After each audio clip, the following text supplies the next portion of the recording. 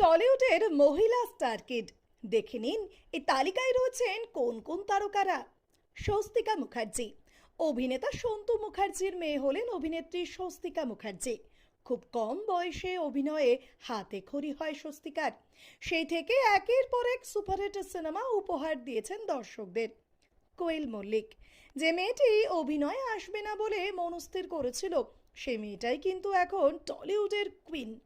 পড়াশোনা করতে করতে সুযোগ এসেছিল নাটের গুরু সিনেমায় অভিনয়ের, আর সেখানে নিজের দক্ষতা প্রমাণ করার পরেই একের পর এক হিট সিনেমায় দেখা গিয়েছে টলি অভিনেতা রঞ্জিত মল্লিকের মেয়ে কোয়েল মল্লিককে। রাইমা সেন। মহানায়িকা সুচিত্রা সেনের নাতনি এবং অভিনেত্রী মনমোহন সেনের মেয়ে হলেন রাইমা সেন। মা দিদিমার মতো তাকে ধারাবাহিকভাবে সিনেমা করতে দেখা না গেলেও যে কটি সিনেমায় তিনি অভিনয় করেছেন সবকটি ব্যাপক জনপ্রিয়তা পেয়েছে।